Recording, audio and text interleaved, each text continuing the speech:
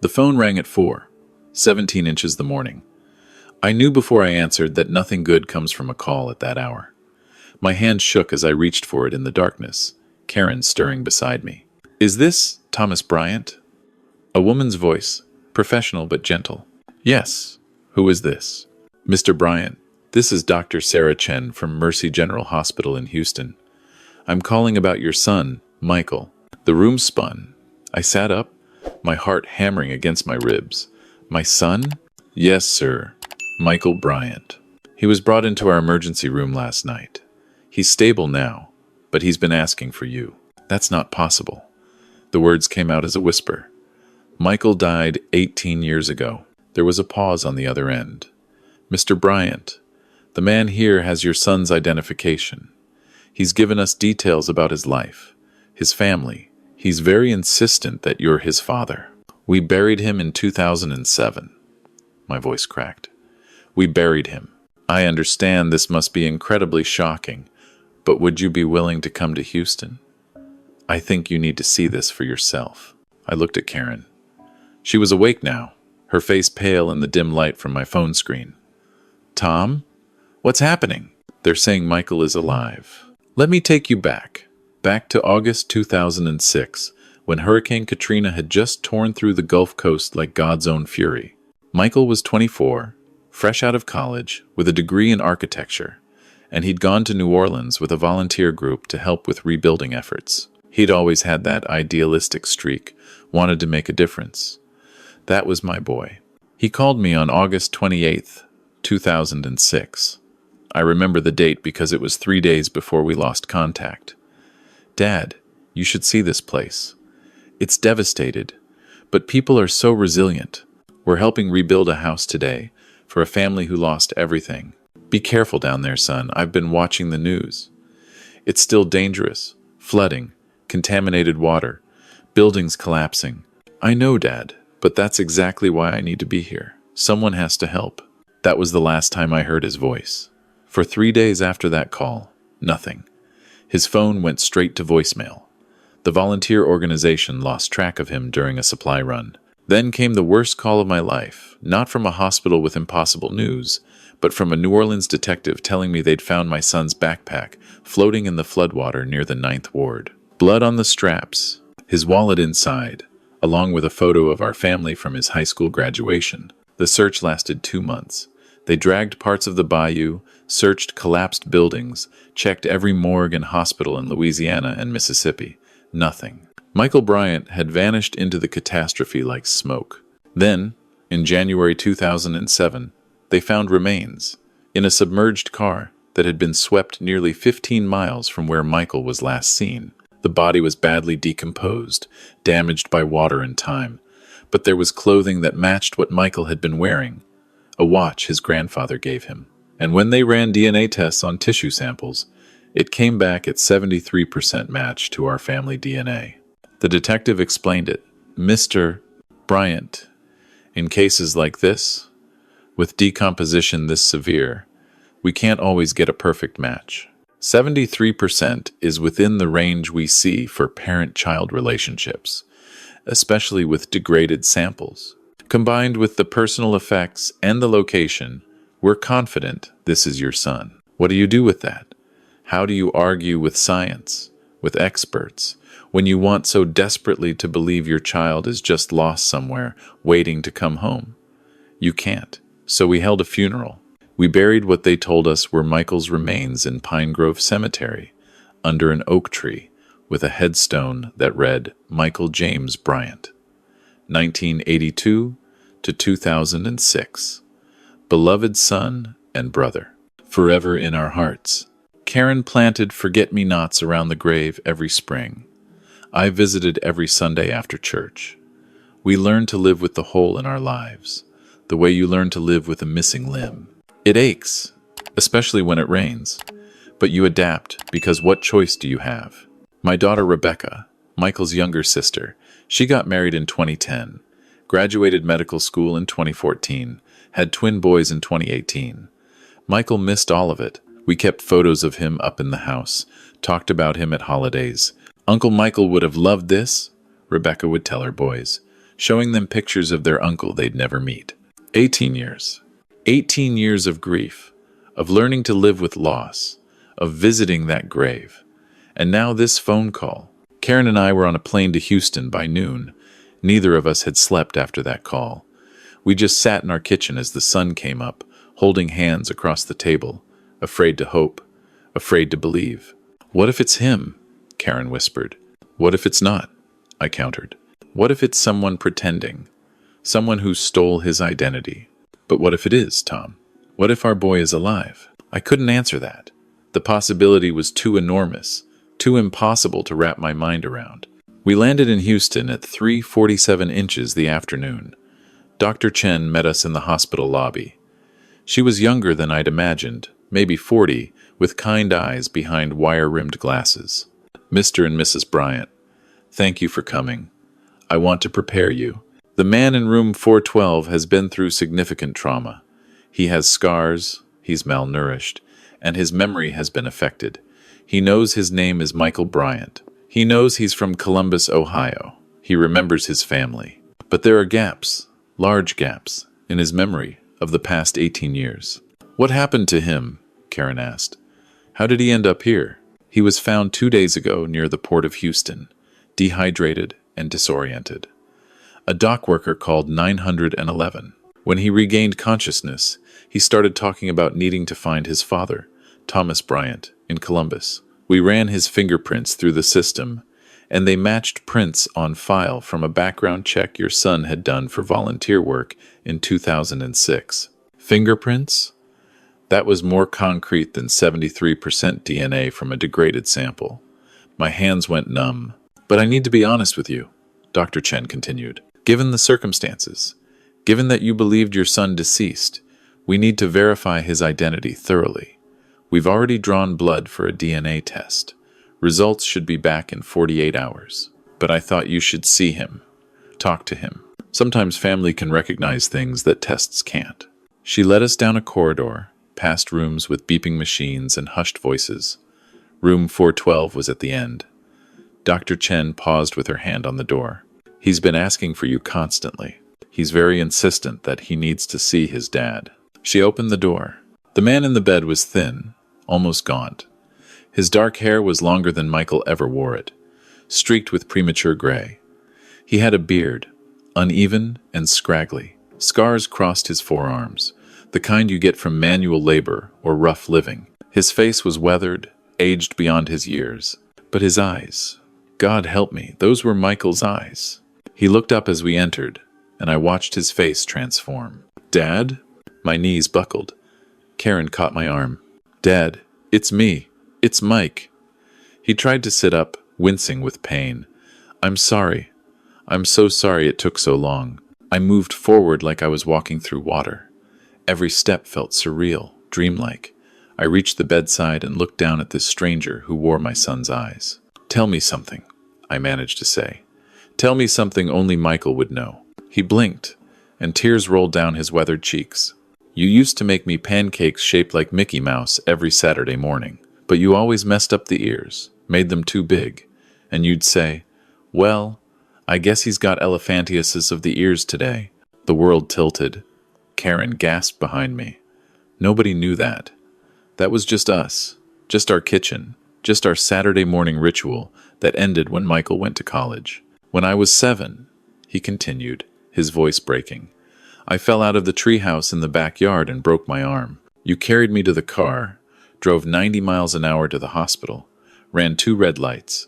You held my hand the whole time they set the bone, and you cried more than I did.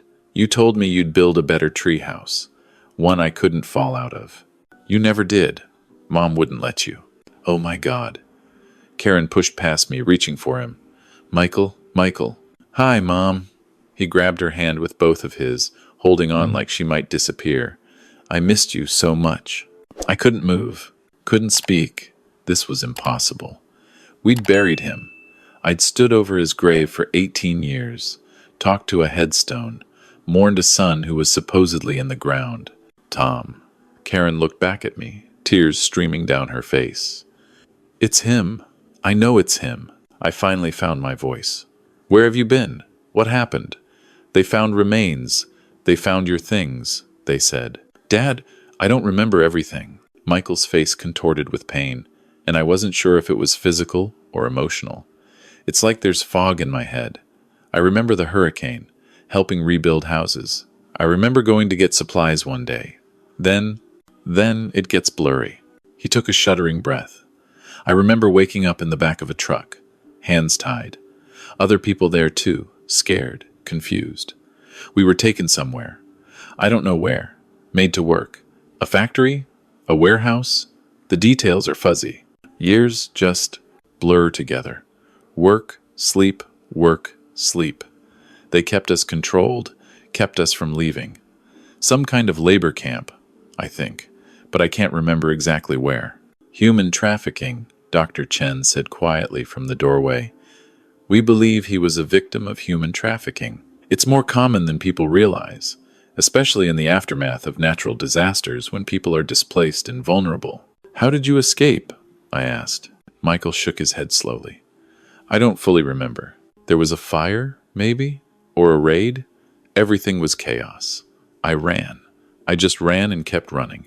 I ended up in Texas somehow. I've been trying to find my way home, trying to remember who to call, where to go. My memory's been coming back in pieces. I remembered you, Dad. I remembered home. I remembered I needed to find you. He looked up at me with those eyes that were definitely, impossibly, my son's eyes. I'm sorry I disappeared. I'm sorry I couldn't come home sooner. I'm sorry for whatever pain I caused you. I broke. 18 years of grief, of visiting a grave, of believing my son was dead, all came crashing down. I grabbed his hand, felt his pulse, his warmth, his aliveness. We buried you. Michael, we buried you. I put flowers on your grave every week. I know. Fresh tears tracked down his face. I'm sorry. I'm so sorry. Karen was sobbing, holding him, and I wrapped my arms around both of them. This broken stranger who knew things only my son would know, who had my son's eyes, my son's fingerprints. We stayed in that room for hours. Michael drifted in and out of sleep. Dr. Chen said his body was still recovering from malnutrition and exhaustion. When he was awake, he told us fragments. Working in some kind of manufacturing facility. Living in crowded barracks. Guards who spoke Spanish and English. Years that blended together into an endless present tense. He remembered trying to escape twice before and being caught. He remembered other people, other captives, though he couldn't recall their names or faces clearly. The fog in my head is starting to lift, he said during one lucid moment. Being here, seeing you, it's like pieces are clicking back into place. I remember Rebecca, my little sister. How is she? She's a doctor now, Karen told him. She has 2 boys, twins. They're 6 years old. I'm an uncle? A ghost of a smile crossed his face. I'd like to meet them. You will, I promised. You will. The DNA results came back 3 days later. 99.97% match. There was no doubt the man in that hospital bed was my son. Michael James Bryant, who we'd declared dead in 2007, was alive, which meant the remains we'd buried weren't his. I called the New Orleans Police Department from the hospital cafeteria. Explained the impossible situation. They were skeptical at first, but the fingerprints and DNA didn't lie. They reopened the case, exhumed what we'd buried in Pine Grove Cemetery. 2 weeks later, they had answers. The remains belonged to Daniel Chen, a 26-year-old volunteer from California who'd also gone missing during the Katrina relief efforts. Same time, same area, same circumstances. He'd been carrying Michael's backpack. They must have crossed paths. Maybe Michael gave it to him. Maybe it was stolen. Maybe they were taken together and belongings got mixed up. The 73% DNA match that had seemed conclusive in 2007, with better testing technology, they could now see it had been a degraded sample that gave a false positive in the parent-child range. We'd buried the wrong young man. The New Orleans detective, the same one who'd called me in 2006, called me with the update. His voice was heavy with emotion. Mr. Bryant, I am so sorry. The science was limited back then. We truly believed we were bringing your son home. I can't imagine what you've gone through, what the Chen family has gone through. Have you told them? I asked. Daniel's family? We're contacting them now. At least they'll finally have answers. Finally be able to properly lay their son to rest. There was grief in that too. Joy that Michael was alive, but grief for the Chens, for Daniel, for the mistake that had left two families in pain. We brought Michael home to Columbus 4 weeks after that phone call. He was stronger by then, had gained some weight, looked a little more like himself. Rebecca brought the twins to meet their uncle at the airport. When Michael saw her, he cried again. Becca, you're all grown up. You missed my awkward teenage years, she said, hugging him. Lucky you. I'm sorry. Stop apologizing. You're here now. That's what matters. The twins, Connor and Ethan, stared up at this stranger their mother was hugging. Is that really Uncle Michael? Connor asked. It really is, Rebecca told them. The one who died? Ethan asked, with the brutal honesty of 6-year-olds. The one we thought died, Rebecca corrected. But he was just lost. And now he's found. Michael knelt down to their level, wincing slightly. Hi, guys. I'm sorry I missed the first 6 years. Think we can make up for lost time? Connor considered this seriously. Do you like dinosaurs? I love dinosaurs. Okay, you can stay.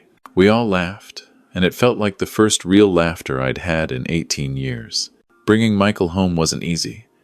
He had nightmares, flashbacks. Some days he'd wake up not knowing where he was. The therapist said he likely had PTSD, that he'd need time to process the trauma. We didn't push him for details he couldn't remember. We just tried to give him space to heal. He moved into his old room, which we'd kept exactly as he'd left it in 2006. Posters of bands he used to like on the walls, architecture books on the shelves. He'd stand in the doorway sometimes, just staring, like he couldn't believe it was real. It's like I'm haunting my own life, he told me one evening. We were sitting on the back porch, watching the sunset. I remember this person I used to be, but I'm not him anymore. 18 years changed me. I miss so much. You're still my son, I said. That hasn't changed. Did you think about me? All those years? Every single day. I went to your grave every Sunday. Told you about what was happening in our lives. Your mom planted flowers. We never forgot you, Michael. Not for one day. He was quiet for a long moment. I thought about you too. Even when I couldn't remember clearly, even when everything was foggy, there was this feeling, this pull toward home, toward you. That's what kept me going. The knowledge that somewhere, someone was waiting for me. We always were. The investigation into Michael's captivity continued. FBI, Homeland Security, task forces. They found the facility where he'd been held, a manufacturing plant outside Brownsville, Texas, that was using trafficked labor. 42 people were rescued. The operation had been running for over 20 years, cycling through victims, many of whom had been taken during disasters when people were vulnerable and displaced. Hurricane Katrina, the Haiti earthquake, the Indonesian tsunami, predators taking advantage of chaos. Michael testified when he could, though his memories remained fragmentary. He helped them identify locations, faces, details. His testimony, combined with evidence from the raid, led to arrests. The people who'd stolen 18 years of his life would face justice. But justice couldn't give those years back. Couldn't undo the trauma, the scars, the lost time. What it could do was give us forward. Michael started seeing a therapist twice a week, started regaining strength, putting on weight, started sleeping through the night more often than not. He reconnected with old friends who'd thought him dead, went to Rebecca's house for dinner and played dinosaurs with his nephews, applied for a new social security card, a new driver's license, all the documents that said, yes, you exist, you're alive, you're here. 3 months after coming home, he asked me to take him somewhere. Pine Grove Cemetery, he said. I need to see it. We drove there on a Sunday morning, like I'd done for 18 years. But this time, Michael was beside me in the passenger seat, alive and breathing. We stood in front of the headstone. Someone had already updated it with a small plaque. In memory of Daniel Chen, 1980 to 2006. Returned home 2024. I'm sorry, Michael said softly. Sorry you thought this was me. Sorry you grieved for someone who was still alive. Don't apologize for surviving, son. I keep thinking about his family, the Chens. They thought he was missing for 18 years. At least now they know. At least now they can properly mourn. We'd sent flowers to Daniel's real funeral, attended via video link. Said the words that felt inadequate. We're sorry. We didn't know. His family had been gracious, grateful even, that the mystery was finally solved, that they could finally lay their son to rest properly. Michael knelt and placed his hand on the headstone. Thank you, Daniel, for keeping my name, for holding this place until I could come home. We stayed there for a while. 2 living people at a grave that had defined 18 years of our lives, but no longer held the power it once did. As we walked back to the car, Michael said, I want to do something. With my life, I mean. Those years are gone. I can't get them back. But I can use what happened to me to help others. I want to work with trafficking victims. Help them recover. Help them find their way home. You don't have to decide that now. You're still healing. I know. But I also know what it's like. What it's like to be lost. To have your identity stolen. To fight your way back to yourself. If I can help even one person, make even one person's journey home a little easier, then maybe those 18 years mean something. Maybe they weren't just stolen. Maybe they can be redeemed.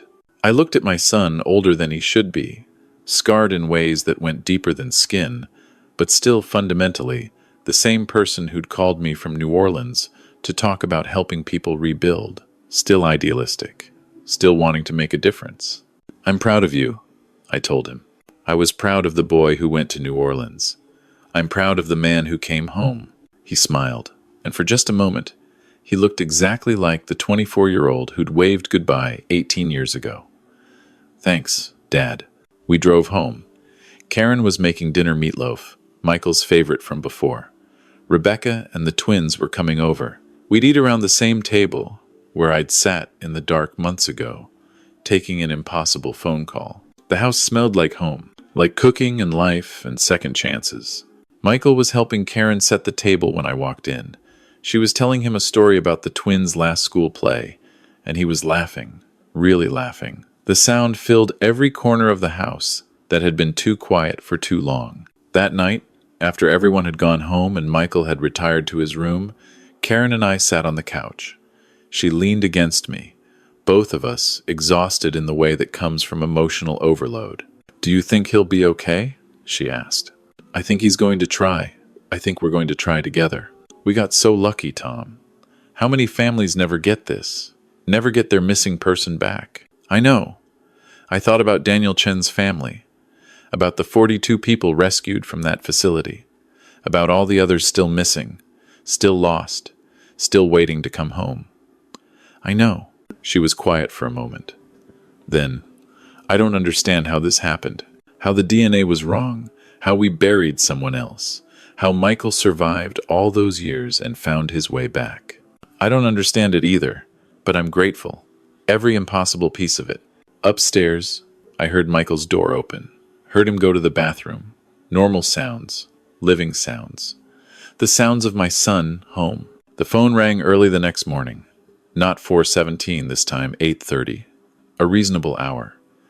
It was the FBI agent working Michael's case. Mr. Bryant, I wanted to give you an update. We've identified 6 more people from the facility who were taken during Katrina. We're working on reuniting them with their families. Your son's testimony has been crucial. That's good news. There's more. Michael's case has been getting media attention. We've had 3 other families reach out, people who lost someone during Katrina and never got closure. They want to know if their loved ones might still be alive, might have been trafficked like Michael. I thought about 18 years of visiting a grave, 18 years of believing something that wasn't true. Tell them to hope, I said. Tell them not to give up. We will. And Mr. Bryant, your family's story, what you've been through, it's making a difference. People are paying attention to trafficking in a way they haven't before. Michael's survival, his return, it's giving other families hope. After I hung up, I went upstairs. Michael's door was open. He was sitting on his bed, looking at old photo albums Karen must have brought him.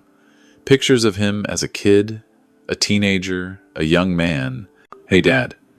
He looked up. "Want to tell me some stories? Help me fill in the gaps?" I sat beside him. "Where should we start?" "The beginning. Tell me about when I was born. Tell me everything. I want to remember it all." So I did.